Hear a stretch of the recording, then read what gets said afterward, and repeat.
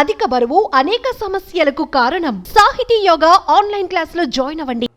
ఆ రోజుల్లో ఒక క్యాలెండర్ ఇయర్లో వెల్లంగొండ సురేష్ 10 కోట్లు 12 కోట్లు సంపాదించాడు అని 14 కోట్లు 2002లో 14 కోట్లు సంపాదించాడు. అవును, 8 అదే కోట్లు మరో ఆది, ఒక 6 కోట్లు చెన్నకేశ్వరికి 14 కోట్లు సంపాదించాడు. అదే ఇయర్లో ఒక పెద్ద అగ్ర నిర్మాత 12 కోట్లు పోగొట్టుకున్నాడు అనేటువంటిది వెల్లంగొండ సురేష్ లాంటి ఒక కొత్త నిర్మాత 14 కోట్లు సంపాదించినటువంటి ఇండస్ట్రీ టాక్ ఆ రోజుల్లో. అది ఎలా అనిపించింది అసలు? అది అంత డాషింగ్గా వెళ్ళగలటం ఎలా సాధ్యపడింది నాకు? డాషింగ్ వెళ్ళా, నమ్మాను ఆది కథని. మనం ఇండస్ట్రీలో ఉండాలంటే మనం ఏదో ఒకటి క్రియేట్ చేసుకొని ఉండాల్సిందే. మనం అప్పుడు పెద్ద డైరెక్టర్ దగ్గరికి వెళ్ళి మాకు సినిమా చేయండి అంటే అప్పుడు చేసేవాళ్ళు, టైం ఇచ్చేవాళ్ళు, మాట్లాడేవాళ్ళు, చేసేవాళ్ళు, చేయకపోయేదో లేదా వాళ్ళ కమిట్మెంట్స్ ఉండేవి. మనం క్రియేట్ చేసి ఒక కొత్త డైరెక్టర్ని ఇంట్రొడ్యూస్ చేయగలిగాం. అంటే కొత్త డైరెక్టర్ అంటే నాకు, నేను సాగర్తో సినిమా తీద్దాం అనుకున్నాను. అసలు అమ్మదొంగ తర్వాత సాగర్కి అడ్వాన్స్ ఇచ్చి సినిమా చేద్దాం. అతను అలా అలా అలా నాంచి రోజు తిప్పుతూ ఉండేవాడు, తిరుగుతూ ఉండేవాళ్ళం. అప్పుడు నాకు పరిచయం వినయ్ కానీ, సీను వైట్లు కానీ, రవికుమార్, ఈ బ్యాచ్ అంతా అక్కడ నాకు పరిచయం. సో వినయ్ తర్వాత రామసకరుడు అనే సినిమాకి కో డైరెక్టర్ ప్లస్ ఆల్మోస్ట్ చాలా వరకు ఆయన డైరెక్ట్ చేశాడు. అవన్నీ మనం దగ్గర నుండి లైవ్లో చూసాం కాబట్టి మనం కొత్త వాళ్ళని ఇంట్రడ్యూస్ చేస్తే మనకు లైఫ్ ఉంటుంది అని అనుకున్నాం. అప్పుడు అప్కమింగ్ ఎన్టీఆర్ దొరకటం, వినయ్ తోటి మన సినిమా చేయటం, అది బ్లాక్ బాస్ హిట్ అవటం. ఫ్లాప్ అయితే ఎవరు ఉండేవాళ్ళం కాదేమో, ఇండస్ట్రీలో ఉండేవాళ్ళం కాదేమో. ఎందుకంటే అప్పుడు మార్కెట్ స్టూడెంట్ నెంబర్ 1 హిట్ అయ్యి 7 కోట్లు ఉన్నప్పుడు మనం 12 కోట్లు పెట్టి తీసాం. ఆ రోజుల్లోనే అది 20 కోట్లు కలెక్ట్ చేసి రిలీజ్ అయినాక మనం ప్రాఫిట్లోకి వెళ్ళాం. కానీ అది అటు టైం మరి మనం ఉండేవాళ్ళం కాదు, ఇండస్ట్రీలో ఉండేవాళ్ళం కాదు. అంటే మళ్ళీ ఇంకో రకంగా ఏం వచ్చేదో తెలియదు. దాంతో ఏదేమైనా బెల్లంకొండ సురేష్ అగ్ర నిర్మాత అనేటువంటి దానికి నందమూరి ఫ్యామిలీ, అటు ఫస్ట్ ఎన్టీఆర్, తర్వాత ఈ 2 సినిమాలు కదా మీకు ఒక హైప్ తీసుకొచ్చి. ఎన్టీఆర్ కాదు, ఫస్ట్ బాలయ్య బాబు నన్ను పిలిచి అడ్వాన్స్ తీసుకున్నాడు.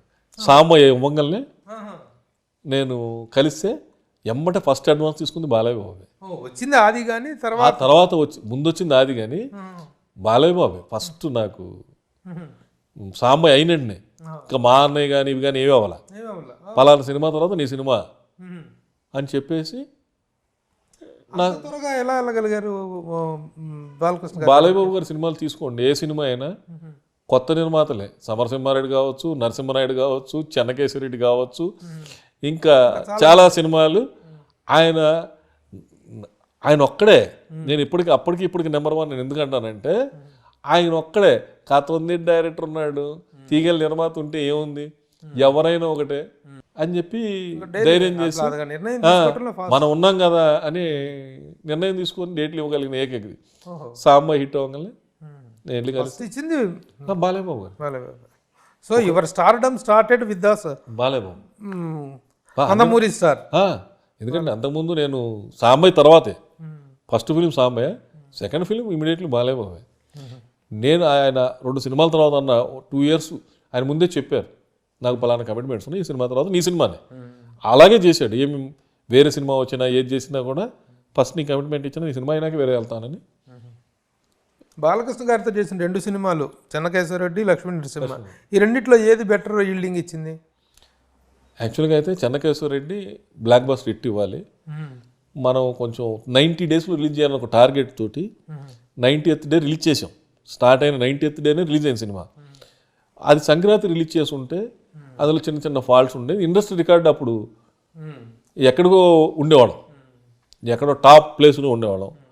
చిన్న మిస్టేక్ చేసాం. తర్వాత దాని మిస్టేక్ ఏం చేయకుండా లక్ష్మీ నరసింహ. ఇప్పుడు ఏంటంటే అంతకుముందు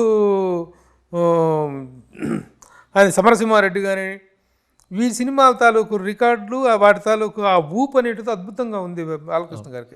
కరెక్ట్గా సంక్రాంతికి వచ్చినట్లయితే సీజనల్ అడ్వాంటేజ్ విపరీతంగా ఉంది. సీజన్ అని కాదు, కథలు కూడా చిన్న చిన్న ప్రాబ్లమ్స్ మార్పులు చేసుకొని మనం ఏం తప్పు చేసామని రెక్టిఫై చేసేసుకున్నాం.